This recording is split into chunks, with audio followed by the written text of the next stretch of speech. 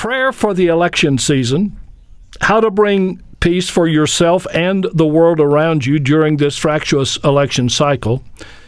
That title above a post on the On Faith website would have been enough to get my attention, but seeing that the author was the Reverend Dr. Debra Haffner added even more to my interest. Debra and I have been friends for a long time. We've had so much yelling and screaming, and all it seems to have led to is more yelling and screaming. So maybe some prayer will lead to more prayer. Debra, welcome back to State of Belief Radio. It's so good to be with you, Welton. Thank you for having me.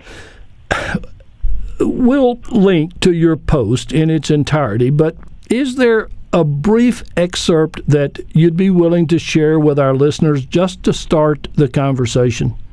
Yeah, and I got up the Monday after the Sunday debate, and I just wrote this to my congregation, and then thought I would share it more broadly. So yes, I will happily read the beginning of it. I woke up thinking, we are better than this. We have to be better than this, us. The next month is sure to be even more stressful, more anxiety-producing for many of us. We need to bring love to this troubled world. My theology teaches that love saves, that love trumps hate, that how we treat each other is how we bring the sacred to earth. Let us bring love during this difficult time. Debra, that sounds so much like you, and it's such a profound prayer, or part of a prayer. You have been listening to this campaign rhetoric and being both terrified and frustrated and angry and all yourself, probably for most of a year. Why now? Why did you write the public prayer now? So, Weldon, as you know, I have begun serving as a parish minister after 27 years of being an executive director of not-for-profits working for social justice. And what I'm hearing from my congregants is a sense of fear, of anxiety, and what I keep thinking about is how that represents the entire electorate, that it's not just conservatives who are angry and fearful, or not just liberals who are angry and fearful, but that we are at a time in America, frankly, even as somebody who's been involved in political stuff for, with a little p, not a big P, for the last 40 years, I don't know that I have ever felt this degree of division and this degree of not understanding each other. And so I think I worry for us. And regardless of the outcome of the election, I think that we have so much healing to do as a country. As a progressive person of faith, I think we need to pay attention to how do we build bridges to people who seem so different from us, who seem to have such a different state of beliefs than we do. And yet I know most of those are good people. There are people who may not be good people, maybe coming from a cruel, ugly place, but I don't think that's 40% of America. So I think those of us who are faith leaders, have a big job to do after November 8th, regardless what happens.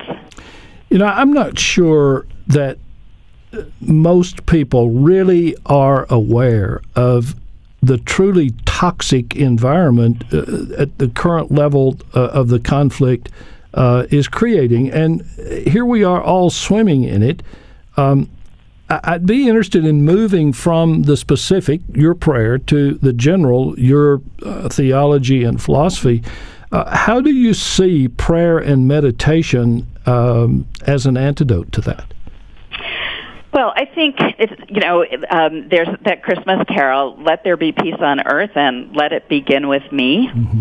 And so I think it really does begin on an individual basis. It's how do we go out into the world? How do we center ourselves? Speaking personally, but also as a pastor, and watching other people, I know that when we are frantic, when we are not at peace, when we can't find that stillness and calmness and reaching for what is bigger within, we release that into the world. And so, I'm from a Unitarian Universalist background, and some of my people pray, and some of them meditate, and some of them reflect. But I think in all cases, what people are trying to do is reach a place where they can have compassion for themselves and compassion for others. Whether prayer changes the external world, that's a question that I don't know the answer to. But I know that it helps me, and I know that when I pray with people, it helps them. When you say a prayer like you said, or a prayer like you wrote, it inevitably leads to a big question, and that is, what will it take for healing once this election is behind us? How do you answer that?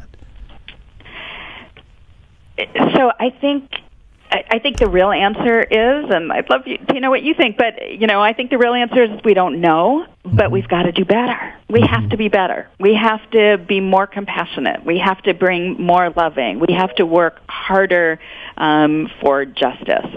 We have to do more to make those words, liberty and justice for all, that I learned when I was 7 years old, a reality. And they're not a reality. And so, yes, that means speaking out against hate. But more than that, it means showing people what full inclusion looks like, what love looks like, what full equality for all of America and all of America's children looks like. And I think that those of us who are religious leaders have a role of being the prophets, of calling out what we are seeing, and talking about, what does Scripture teach us? What does the sacred text of our individual traditions, what do they tell us that needs to happen? This is not the first time in the world that people have been badly divided. So how do we build those bridges? How do we get into conversation? How do we understand that people are hurting, and that we need to find new ways of being, new ways of listening with each other, and it's not easy. It's not easy in our personal lives. It's not easy in our work lives, and so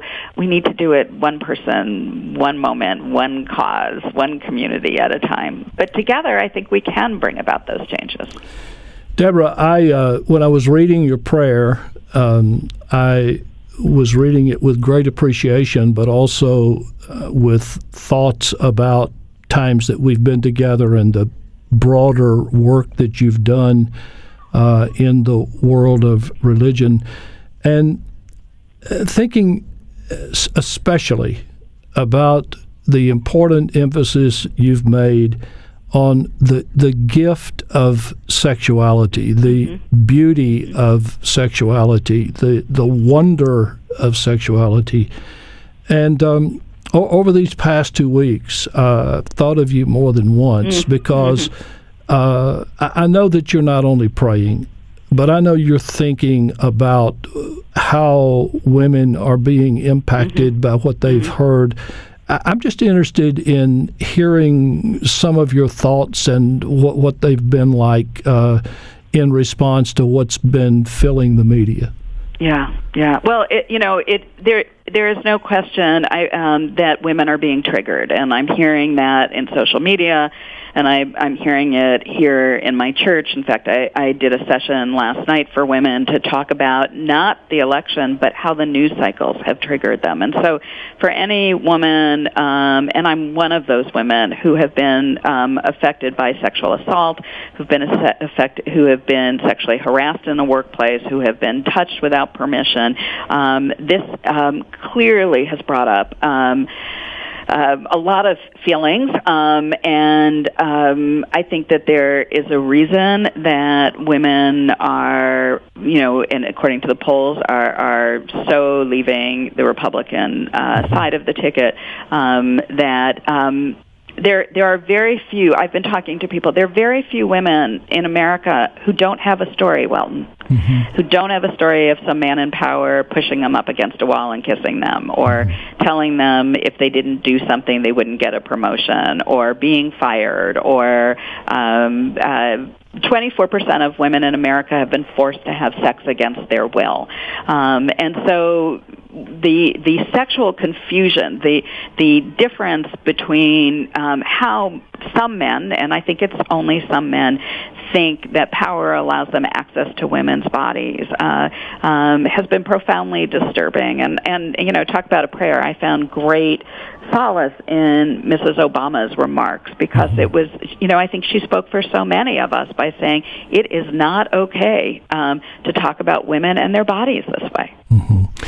I really would not have asked you that question if I thought there wasn't a relationship. But I have to admit that after the counseling that I've done and knowing what you've done in your professional life, anyone, a person of faith, in this situation would be praying that out of all of this ugliness and hurt, that maybe we would be at a moment when openly we could have a conversation about what needs to change that we haven't had before.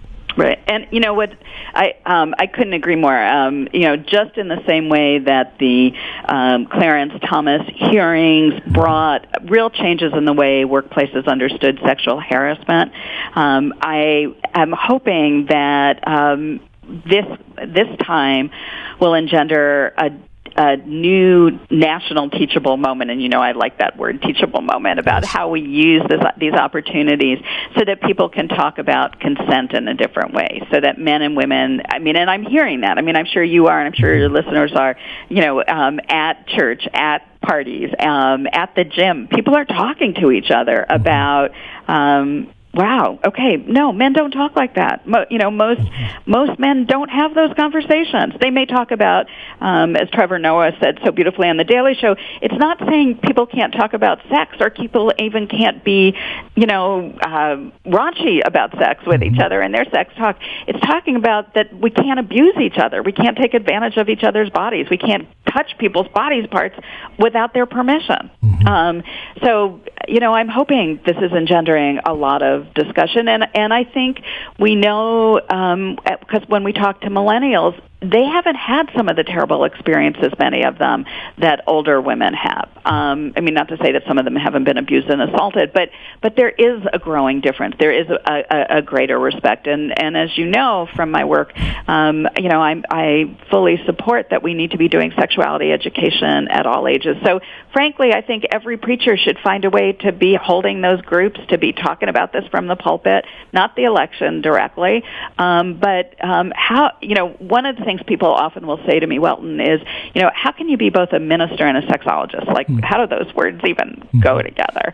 And what I say is that fundamentally, both of my professions are grounded in the fact that how we treat each other is how we experience the sacred on earth.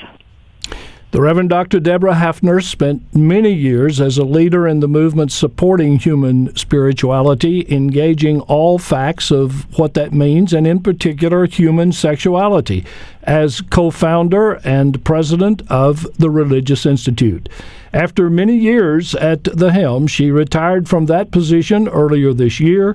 In her pastoral ministry, Debra leads the Unitarian Universalist Church in Reston, Virginia. Debra, thank you so much for sharing your prayer and sharing your counsel today. It's always good to have you on State of Belief Radio. Thank you, Welton. It's a pleasure.